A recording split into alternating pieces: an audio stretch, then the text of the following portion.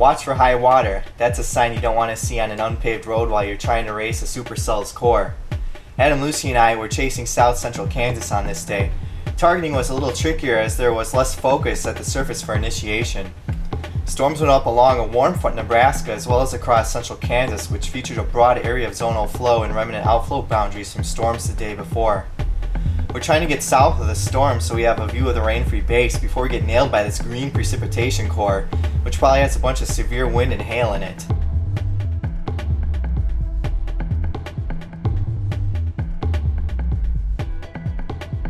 We passed a couple of horseback riders here. I stopped to warn them about the storm as it was tornado warned and it looked like the core was heading right for them.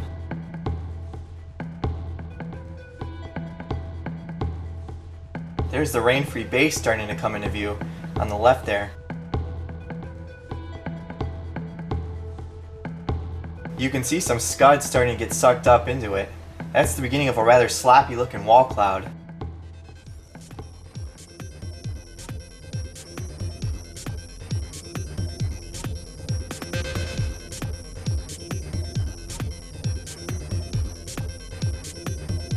There's a good shot of the precipitation core. It was a brilliant blue-green color.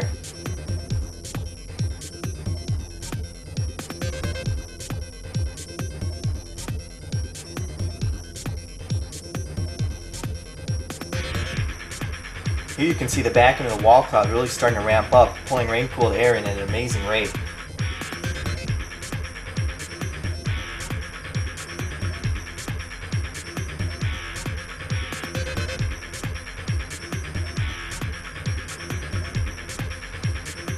We jogged east another couple miles before we finally cut south to get out ahead of the storm.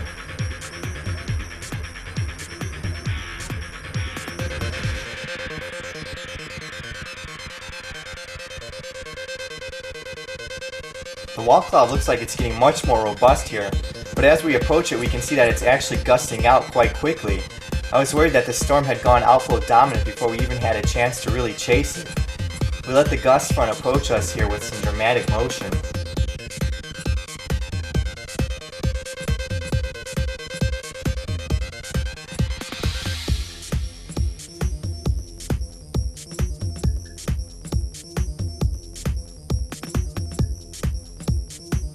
We finally got a main east-west highway here and we were hoping we could use that as our chase route. Tilting the camera straight up you can see the turbulent motion, and looking southwest at a new developing wall cloud you can see the tail cloud starting to form on the right side of it. We're now in a rather precarious position. The potential tornado producing part of the storm is right in front of us, and just behind us there is severe wind and hail in the precipitation core. It's a tricky tightrope to walk trying to chase this part of the storm. There goes Sean Casey and his tornado intercept vehicle in front of us. Driving east here, we saw just to our south a big dust roll starting to form. It was rotating but more slowly than we'd expect from a tornado.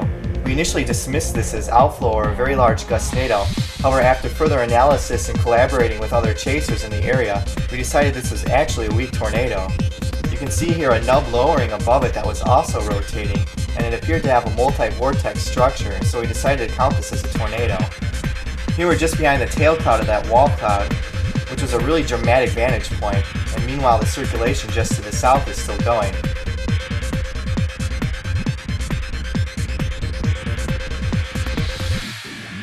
Coming into the town of Kinsley, Kansas here, our highway started to jog more to the northeast, which would have led us right into the core of the storm.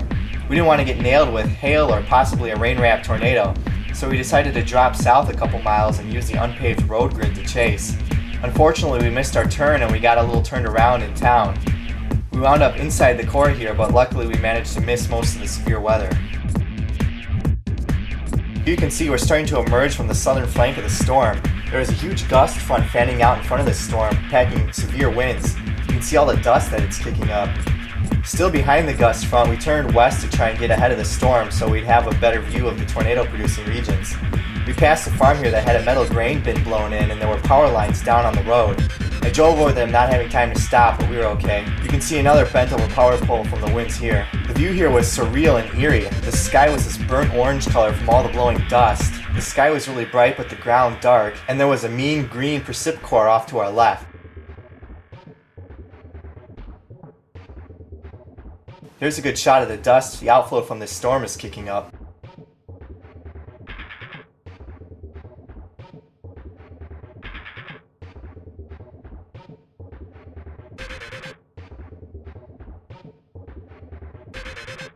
The storm is looking pretty outflow dominant here, but it was the only storm in the immediate area, so we were determined to catch back up with it.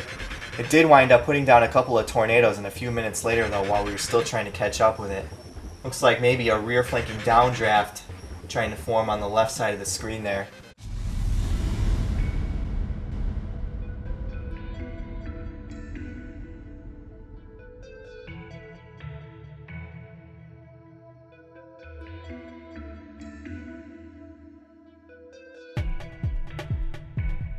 Tilting the camera up here to catch some of those clouds racing past us from the outflow.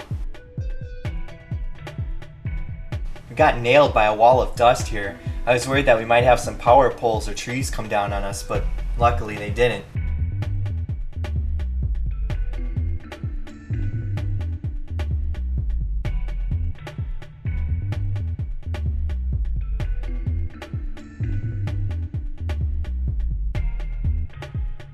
We had Sean Casey's TIV behind us at this point. We decided at the next intersection that we would attempt a core punch and try to get back on the east-west highway to pull ahead of the storm. The armored TIV did not follow us into the core, so I guess we were the risk takers this time.